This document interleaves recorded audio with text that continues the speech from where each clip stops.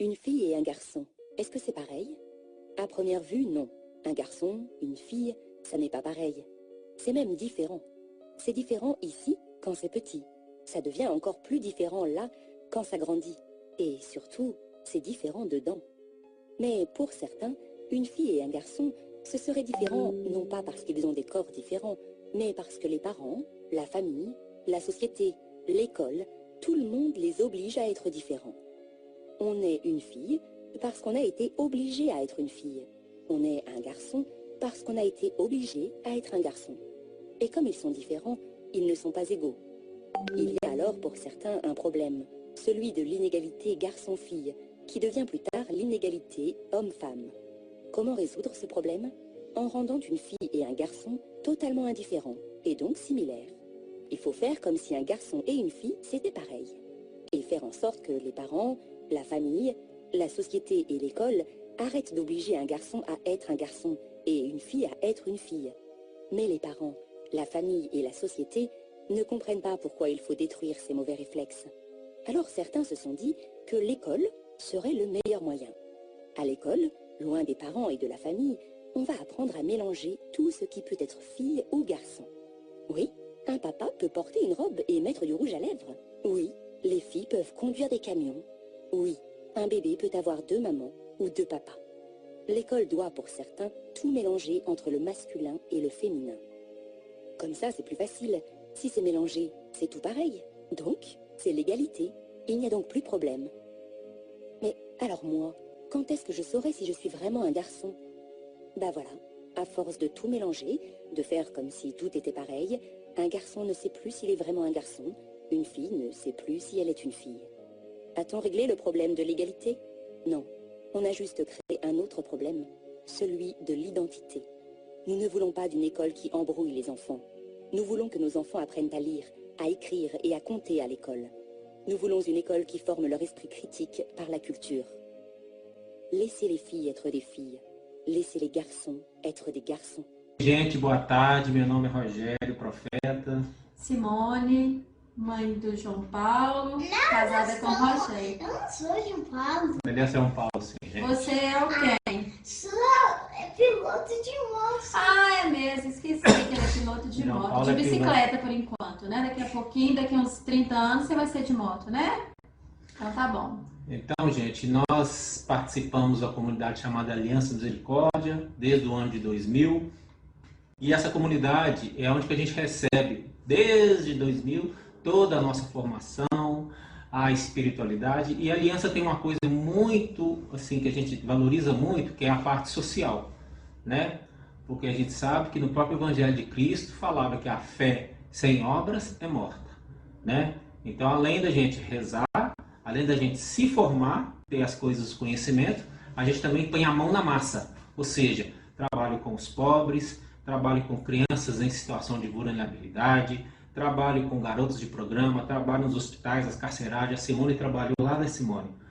Com População de rua lá em São Paulo, né? Diretamente com eles lá. Com o convênio de prefeitura, né? Então, tá. A Simone vai falar como que a gente começou nessa empreitada, né? Então, a gente demorou, né, ter uma criança, né, a gente casou um pouquinho mais velhos, né, e depois que o João Paulo nasceu, a gente já sabia de algumas coisas a respeito de ideologia de gênero e alguns pais vieram nos alertar que isso estava mais perto da gente do que a gente podia imaginar, né, foi quando um caso de um amigo nosso que teve um problema, né, do filho, numa UMEI aqui em Belo Horizonte, na época era UMEI, ele tinha, o menino na época estava com 4 anos, Presta atenção lá, João Paulo. E a escolinha, nessa UMEI, foi... Tinha o tal do banheiro social, né? Banheiro... Tinham determinado que o banheiro seria unissex, e o menino falou com o pai que fez xixi na roupinha, porque... Aí o pai perguntou, mas o que aconteceu que você nunca faz isso, né? Falou, papai, agora o banheiro lá da escola, ele é unissex. E eu fiquei com vergonha de entrar lá e ter meninas. E aí eu fiquei segurando e não consegui fazer xixi durante a aula, né? E aí o pai se envolveu lá, foi procurar saber e graças a Deus a escola voltou atrás. Mas isso, o João Paulo era recém-nascido e aí a gente começou a participar dessas reuniões de pais, né, para saber o que estava acontecendo mesmo e o que a gente podia fazer para tirar essa ideologia de gênero de dentro dessas escolas que já estava sendo implantado, né? A gente achava que ia ser, sei lá, daqui uns 10 anos que a coisa ia acontecer e foi nossa surpresa que já estava acontecendo, né? E até hoje está acontecendo também, né? Durante essa pandemia, muitos pais ficaram alertas, né, de ver o conteúdo que as escolas estão passando para os filhos, né? Então, até hoje, mesmo os pais monitorando, a gente percebe várias situações, né, na rede pública e privada também. Muitas pessoas falam assim, ah, não, é só na rede pública. Não é, gente. Isso está tudo inserido. Quer falar um pouquinho? Falar. Pode falar. Fala assim, assista esse vídeo, dê seu like. Então tá. Hoje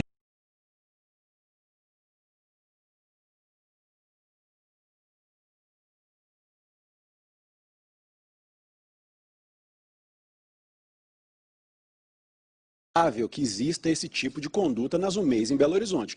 A comunidade não aceita, as famílias não aceitam, isso está causando revolta na cidade. Inclusive, esse menino que teve que frequentar o banheiro unissex e não quis, ele urinou nas calças, ele teve a sua dignidade ferida. O banheiro fica nesta unidade de ensino infantil da prefeitura e é usado por crianças menores dos dois sexos.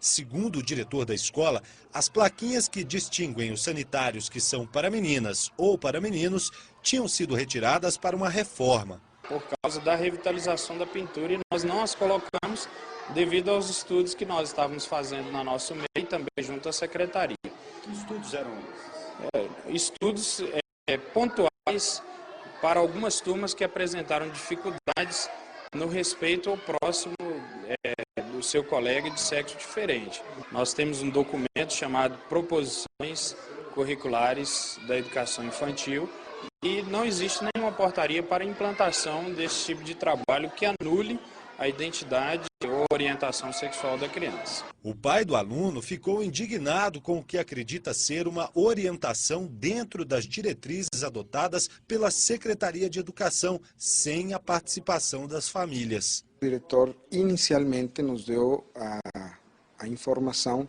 de que isto era uma disposição que vinha da Secretaria Municipal. Nos preocupa a existência de um núcleo de gênero na Secretaria que tem uma série de diretrizes, né, de gênero ou de educação para relações de gênero, onde tem coisas que nos preocupam um pouco, que achamos que deveriam ser dialogadas, mais discutidas com os pais de família, para que não aconteceram coisas como esta que infelizmente aconteceu na escola.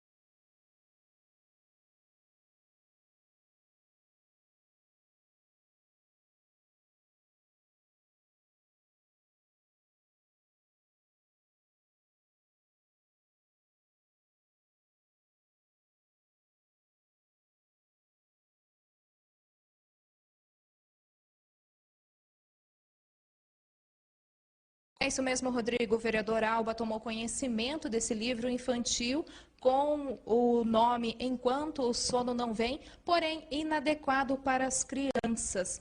E é sobre isso que ele vai nos explicar agora. Olá, vereador. Como chegou a seu conhecimento sobre esse livro que ele é inadequado para crianças? Esse é o livro que o MEC em Brasília manda para o seu filho estudar nas escolas públicas, um livro inadequado, um livro que incentiva o incesto entre o pai e a filha, e que castiga a filha no conto escolar por não ter aceito o casamento com o próprio pai. Eu tomei conhecimento desse livro, do encaminhamento desse livro pelo MEC, imediatamente entrei em contato com a secretária Patrícia, que prontamente nos atendeu e que vai tomar as providências adequadas para que esse livro inadequado, sobretudo para as crianças de 6 a 8 anos de idade, para quais são destinados, aí, para que tome as providências e que retire isso das escolas públicas municipais. Vocês vão ficar aí pensando sobre essas coisas de menino e de menina, isso não existe, tá? E eu vou lá pra outra sala. Isso é... Todo mundo, então, esse negócio de coisa de menino e de menina é o quê? É você! Viu? Toma, família brasileira. Vambora, gente.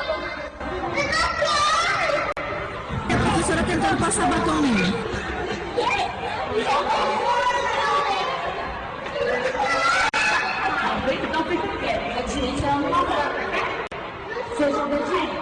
Quantos aninhos você tem? 4 aninhos, né? Então a professora ensinou, a professora Ângela do Monteiro Lobato, falou que você... Falou o quê? Fala de novo. Vestido, pode usar vestido, pintar unha e brinco. Ela falou isso para todas as crianças hoje? Dentro da sala de aula? Então tá bom. A gente vai ver o que a gente faz. Porque isso é inadmissível. Uma criança de 4 anos de idade aprender que um menino pode usar brinco, pode usar vestido e pode pintar unha. Isso é um absurdo, ensinar isso dentro de uma sala de aula para uma criança de apenas 4 anos. Meine sehr verehrten Damen und Herren, wir begrüßen Sie heute zu einem Medienkommentar live vor der Justizvollzugsanstalt in Hamm mit einer unglaublichen Geschichte. Melitta wohnt mit ihren Eltern bei Meschede, hat 7 Geschwister und besucht die 4. Klasse der Grundschule in Eslohe-Reiste. Von den Lehrern dieser Schule wird sie stets wegen ihres auffallend positiven Verhaltens gelobt. Als jedoch der Sexualkundeunterricht in ihrer Grundschule eingeführt wird, verlässt Melitta den Unterricht, da sie sich bei diesem Thema nicht mehr wohlfühlt. Melitta wurde schließlich nach einem Gespräch mit der Schulleitung von der Rektorin und einer weiteren Lehrerin gewaltsam ins Klassenzimmer gezogen und musste wegen ihres Widerstandes den Rest der Stunde im Lehrerzimmer absitzen. Nach einem Bußgeldbescheid mit folgender Zahlungsverweigerung von Melittas Eltern folgte eine Anklage vor Gericht, dann der Besuch des Gerichtsvollziehers und schließlich die Weiterleitung ans Oberlandesgericht. Nach einer weiteren letztmaligen Zahlungsaufforderung wurde Melittas Vater, Eugen M., schließlich mitgeteilt, dass sowohl ihm als auch seiner Ehefrau Luise für einen Tag Erzwingungshaft angeordnet wird und sie sich bitte freiwillig bei der zuständigen JVA melden mögen. Da Eugen M. von seiner Unschuld überzeugt war, kam er dem nicht nach und wurde daraufhin von Justizvollzugsbeamten abgeführt und schließlich inhaftiert. Seine schwangere Ehefrau Luise bekam das gleiche Urteil. Und es bleibt abzuwarten, wie die Behörden aufgrund ihrer Schwangerschaft weiter verfahren werden. A gente vê que esse negócio da sexualidade é complicado. Além da liberalização sexual que aconteceu depois da Revolução Sexual, essa coisa da erotização precoce das crianças é muito latente. Já basta ter os vídeos, já basta ter várias coisas aí que incentivam as crianças, essas músicas, né? YouTubers, tem crianças aí pequenas que são cadastradas em canais de YouTube de gente grande que faz apologia à sexualidade precoce, entendeu? Então assim, a gente é contra isso, né? Essa liberalização sexual, essa erotização precoce das crianças. Então em cima desses tantos meios que tem aí, né, que já incentiva as pessoas, as crianças, a entrarem na vida sexual antes da hora, ainda você vai levar seu filho para a escola e seu filho vai ter conteúdos lá que não vão contra a sua formação. Como eu falei para vocês, não são todos. Inclusive, isso aconteceu em 2015. Foram várias lutas, vários colégios foram processados e a ideologia de gênero saiu de vários planos de educação, né? Mas antes disso, eu vou falar para vocês uma coisa. O que a gente está falando de ideologia de gênero não é a coisa de agora.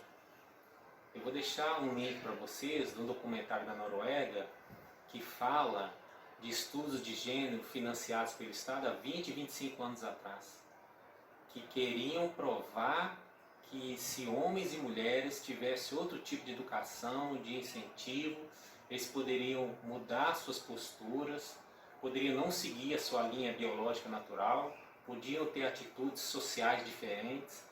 E depois de mais de 20 anos, acho que foi até mais, no vídeo vai estar falando, os estudos fracassaram, as pesquisas fracassaram. Os homens continuaram tendo aquelas profissões mais de homem, as mulheres mais profissões mais de mulheres, e profissões comuns também de homem e de mulheres, tipo médico, advogado, né?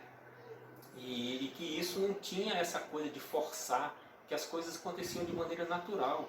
É o que tem que acontecer com a sexualidade das crianças. Tem a fase certa das crianças descobrirem a sexualidade, a puberdade, a menina tem a primeira menstruação, o menino entra na puberdade, E eles vão naturalmente, com a conversa dos pais e tudo, né, descobrindo isso. E não dá em sala de aula. Tem casos aí que vocês viram, um menino de 4 anos de idade. Inconcebível. Nada justifica o ensino de sexualidade, nem em nome de diversidade, de tolerância, nada, nada, nada, um menino de 4 anos de idade, né? E como eu já disse também, se tem hoje família com 2 pais, família com 2 mães, e querem colocar isso para as crianças, para ter respeito, tudo bem. Mas não pode colocar isso como uma coisa natural, hipernatural. Ou vocês discordam de mim? Ou vocês acham que um pai, um casal que tem 2 pais e 2 mães, eles podem ter uma criança? Não, poder eles podem, mas eles vão ter que adotar uma criança, né? Falar que isso é natural para uma criança, né? Tem que explicar por que 2 pais não podem ter filhos e por que 2 mães não podem ter filhos, que é uma coisa antinatural. Tudo bem, tem que ter o respeito, os direitos civis, mas tem que ensinar para as crianças que isso é uma exceção e não colocar na cabeça das crianças que isso é uma regra e que tudo é muito natural, que isso aí, se todo mundo fizesse isso é coisa natural. Não. Se todo mundo fizesse isso, nossa sociedade estava fadada ao fracasso, né? Então, a escola pode ensinar essa tolerância e tudo, mas da maneira equilibrada. Nessa época aí de 2015, tinha a discussão do termo ideologia de gênero no plano nacional de educação, no plano estadual de educação e no plano municipal. O primeiro foi o plano nacional, que a bancada evangélica, a gente tem que agradecer muito os evangélicos, né? Que a bancada evangélica, junto com alguns católicos, junto com pais, eles pressionaram para que o termo gênero fosse retirado dos planos nacional de educação. Depois isso veio para o plano estadual de educação. Em Minas Gerais tinha uma rede de pais, onde os evangélicos também eram a maioria, que de mais de 800 municípios o termo também foi retirado. E aí que a nossa saga, que fala no outro vídeo, né, que eu conto com a Simone aquele pedacinho daquele outro vídeo, a nossa saga, lá a gente conta um pouco do que foi a nossa saga no plano municipal de educação, na Câmara dos Vereadores aqui, né? Foram idas lá, a gente trabalhou com vereadores evangélicos, com católicos, com pastores, para retirar esse termo gênero, porque a gente sabia que era um termo complicado, né? Que ele vinha carregado de essas teorias progressistas, marxistas, do pessoal da esquerda, e ia ser discutido de uma maneira nebulosa, né? Vão discutir? Vão. Primeiro, vão discutir com meninos pré-adolescentes? Vão. Né? Que linha que vai tomar? Vai respeitar a nossa tradição? Vai respeitar a nossa sociedade mais conservadora? As nossas famílias mais conservadoras? Então a gente foi lá, várias sessões. E aí, gente, que eu quero passar um recado para você que é católico e até cristão. Eu e a Simone, a gente tinha um pouco de aversão com esse negócio de política, sabe? A gente ficou um pouco decepcionado com os políticos católicos que entraram, né, para alguns católicos que entraram para a política e nos decepcionaram. E assim como várias pessoas que eu ouço aí falar, a gente falava a mesma coisa: não mexo com política. Até na aliança eu tive decepções com alguns políticos, né, que se chegaram à aliança só na época de eleição. Mas nessa rede de paz a gente viu que a gente tinha que começar a mexer com política. Tinha que começar a mexer com lobby, com organização de paz e até entrando para dentro da política, né? Quando eu comecei a ver que lá em Brasília, lá no Congresso Nacional, lá no MEC, tinham burocratas, pessoas, pode ser até bem intencionadas, fazendo leis que iam estar lá na sala de aula do João Paulo enquanto eu estivesse trabalhando, essas leis estariam influenciando a educação do meu filho. Eu falei, não vou ficar omisso, não vou ficar. O próprio Papa Francisco fala, né, que a ação política em vista do bem comum é uma caridade, é a mais suprema caridade. E que os católicos que não querem saber de política praticam o pecado da omissão. Ele cita até o caso de Pôncio Pilatos, né, que eram os sacerdotes que estavam condenando Jesus, e o Pôncio Pilatos falou, não, isso não é comigo, isso é com eles lá. Né? Na verdade, os políticos da época eram os sacerdotes, né? Isso é com eles, eu estou aqui, mas eu lavo as minhas mãos. E você, católico, vai tomar essa mesma atitude de Pôncio Pilatos quando chegaram perto de você e falaram, e aí, quem que você vai votar esse ano? Ah, não vou votar em ninguém, não gosto de política. Então você vive numa bolha, né? Essa pandemia que teve aí, foram os políticos, você que é católico, que te deixaram quase 6 meses sem comungar. E você ainda não quer entrar para a política? Você ficou 6 meses sem receber o corpo de Cristo, por causa de uma lei, porque não foi o Dom Valmor que teve essa lei, não. Foi os políticos que falaram que tinha que fechar, de uma maneira sistemática, de uma maneira horizontal, né? E você ainda acha que a política não interfere na sua vida e que você não quer mexer com política. Uma coisa para a gente pensar. Em cima disso, a gente quer apresentar para vocês, né, essa rede de paz. Ela se transformou depois com o tempo num movimento que agora a gente já está cadastrado aqui em nosso CNPJ, que é o MOVA, Movimento de Valores pelo Brasil, MOVA Brasil. Reunimos pais de família, reunimos pessoas do bem que querem colocar valores mais concretos, objetivos, né? Sair desse relativismo, porque olha, a gente vê que essa ideologia de gênero, ela parte muito por relativismo, mesmo relativismo que os progressistas querem colocar em tudo. Não, hoje tudo é relativo, né? Eu cito outro exemplo para vocês que a gente via lá quando a gente estava estudando, eram os jovens que entravam para a faculdade, né? Outra coisa que eu pensava depois com o tempo, ai, meu filho vai entrar para a faculdade, qual faculdade que eu vou colocar o João Paulo? Né? E a gente via casos, né, de pais que suavam para dar educação fundamental lá para os seus filhos, depois os filhos entravam para a faculdade, daí a 3, 4 meses, voltavam para os pais e falavam, pais, tudo que vocês me ensinaram está tudo errado.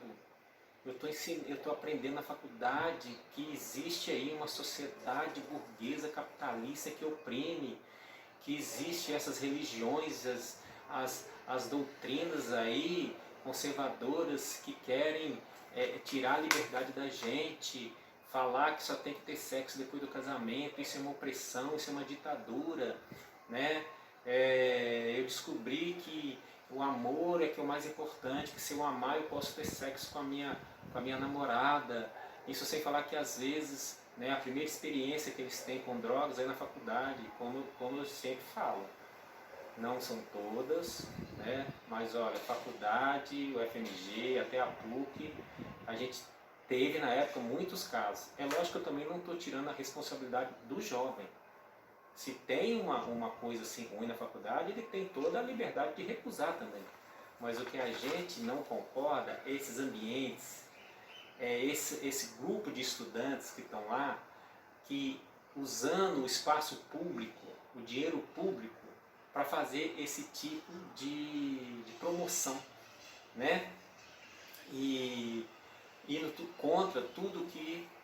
Tem no YouTube um canal que mostra antes e depois da UFMG, como que os jovens chegam no UFMG e como que eles ficam depois. Uma coisa de louco. Mas só abrir esse parênteses, porque a educação tem várias etapas, né? Educação fundamental, ensino médio e a faculdade. E na faculdade também temos que ter todos os cuidados. Os pais também têm que ficar atentos, não é deixar seu filho para a faculdade e pronto, né? Só esse parênteses. Voltando a falar aqui do MOVA, então surgiu esse grupo de pais, né? Hoje a gente é formado mais por católicos, que queremos formar, orientar as pessoas, falar com as pessoas, olha, se você não se envolver com a vida social e política da sua cidade, bau, né? A gente sabe que a gente tem que viver uma espiritualidade, a aliança é muito bonito isso, a gente vive espiritualidade, mas como eu falei lá no início, a gente põe a mão na massa, e esse pôr a mão na massa é se envolver com a política, é saber o que os políticos estão fazendo, porque isso é para o bem comum. E se você acha que não tem nada a ver com você, pense pelo menos no pobre, pense pelo menos na pessoa que não tem condições, você pelo menos tem condições de ter esse conhecimento e buscar atrás. E outra coisa importante, a gente viu que na época dessa coisa da ideologia de gênero, a gente viu que tinha pessoas com poder aquisitivo alto, que não tinham conhecimento dessas coisas que estavam acontecendo, e quando a gente mostrava para elas ficavam bobas. Tinha esse exemplo que eu citei para você, desse colégio aqui de Belo Horizonte, é colégio que a mensalidade era R$ 1.500, R$ 2.000. E os pais não estavam sabendo disso. E mesmo depois que mostravam isso para os pais, alguns pais falavam, não esquenta a cabeça não, isso aí passa, isso aí é fase, deixa os jovens, deixa os professores ensinar isso mesmo, depois quem quiser que segue uma linha. Eu não concordo com isso. Eu não concordo. Se eu colocar meu filho num colégio que eu vou pagar R$ 2.000 para ensinar para ele as coisas, e eles veem com esse papo que pode ensinar lá qualquer coisa, que depois os jovens vão decidir, eu vou tirar. Eu vou colocar num colégio que não ensine isso. Como tem muitos colégios sérios aqui em Belo Horizonte que não entraram para essa coisa de ideologia de gênero. Tá? Então, gente, a gente vai estar deixando no link aqui todo o nosso material do MOVA, para você conhecer o MOVA, para você saber da importância sua, né? Para estar até orientando outras pessoas, da função sua como católico, né? A promoção desse bem comum na sociedade, na política, dentro da igreja, né? A gente sabe também que dentro da igreja tem muitas linhas que a gente não concorda, mas tudo bem, isso é assunto para um outro vídeo, né? Mas vem participar com a gente, entra no nosso site, entra no nosso canal no YouTube, entra no Instagram, conheça o nosso movimento é um movimento novo.